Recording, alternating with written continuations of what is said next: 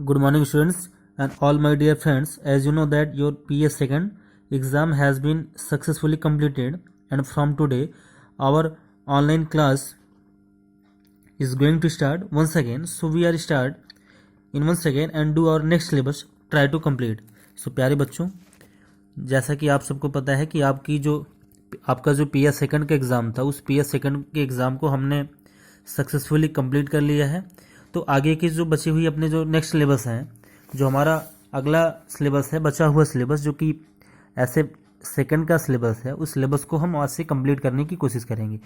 तो बच्चों, जो अपना आगे का सिलेबस है, तो जहाँ पे हम चैप्टर को, जो अपना रिमेनिंग टॉपिक था जहाँ से PS सेकंड का एग्ज़ाम कंप्लीट हुआ है, वो अपना नेक्स्ट टॉपिक है। Next topic is the case study about the Hampi architectural trade and festival. बात करें तो हमें हम्पी के बारे में थोड़ा सा जानकारी कलेक्ट करनी है कि जो हम्पी है, इसका जो हम्पी का मतलब जो आर्किटेक्चरल, या कह दें कि जो यहाँ की जो स्थापत्य कला है, यहाँ का जो ट्रेड का मतलब व्यापार है, और यहाँ का जो फेस्टिवल्स या त्यौहार हैं, उनके बारे में हमें डीपली खूब अच्छे से केस स्टडी करनी है। Hampi was the well fortified city and capital of the Vijayanagar empire in the south. Specially हम बात करें कि अगर हम्पी की लोकेशन के बारे में बात करें कि हम्पी है कहाँ, तो हम्पी जो है, ये हम्पी स्पेशली बात करें तो साउथ इंडिया में कर्नाटक का, आज जहाँ पे कर्नाटक हमारा इस्टेब्लिश है, जो इंडिया का एक स्टेट कर्नाटका है, उसी कर्नाटका में होता क्या था कि कर्नाटका में एक विजयनगर था। ठीक है, विजयनगर साम्राज्य हुआ करता था, विजयनगर एम्पायर था। कर्नाटका का जो सबसे फेमस और जो सबसे प्रभावशाली साम्राज्य था वो विजयनगर था।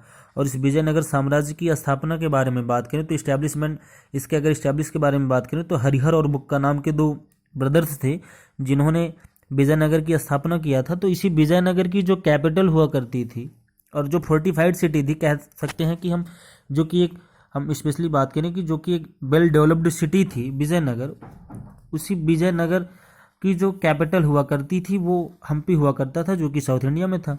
It was located in the Krishna and Tungabhadra basin. और स्पेशली अगर इसके लोकेशन के बारे में हम बात करें तो जो हम्पी की लोकेशन हुआ करती थी वो कृष्णा और तुंगभद्रा नाम की जो दो नदियां हैं, उन्हीं नदियों की घाटी पर इसकी लोकेशन हुआ करती थी। And Vijayanagar was founded in the 1336। Specially बात करें तो विजयनगर जो साम्राज्य हुआ करता था, 1336 में इसकी स्थापना की गई थी। And it became the centre of the political activity as well as the conflict between the Bahmani सल्तनत एंड विजयनगर किंगडम। अगर हम बहमनी सल्तनत के बारे में बात करें और विजयनगर साम्राज्य के बारे में बात करें, तो इन दोनों का अगर हम बात करें कि जो सेंटर हुआ करता था, या कह दें कि जो राजनीतिक केंद्र हुआ करता था, जो इनकी राजनीति का जो मध्य केंद्र हुआ करता था, उस रूप में हम्पी को प्रसिद्धि प्राप्त हुई थी। या कह दें कि हम ये भी कह सकते हैं कि विजयनगर साम्राज्य और जो बहमनी साम्राज्य था, या कहते हैं कि जो बहमनी सल्तनत थी, इनका जो है वो पॉलिटिकल सेंटर के रूप में हम्पी फेमस था, या कहते हैं कि राजनीतिक केंद्र के रूप में ये फेमस था।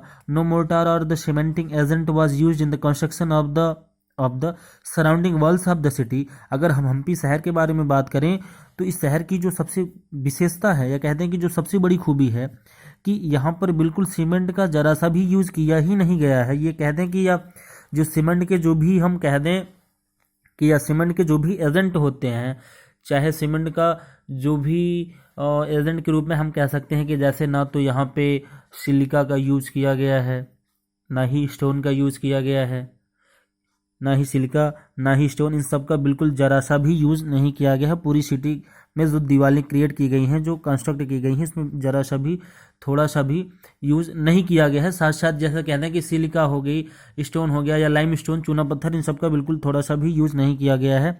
द स्टोन्स वर बिग्ड टुगेदर जस्ट बाई, और इनको बनाने में जिसकी हेल्प ली गई है, जिसका प्रयोग किया गया है, वो स्टोन्स को स्पेशली इनका यूज किया गया है। स्टोन्स के थ्रू एक दूसरे को एक से ऐड करके, एक दूसरे से जोड़ करके स्टोन से इनको बनाया गया है।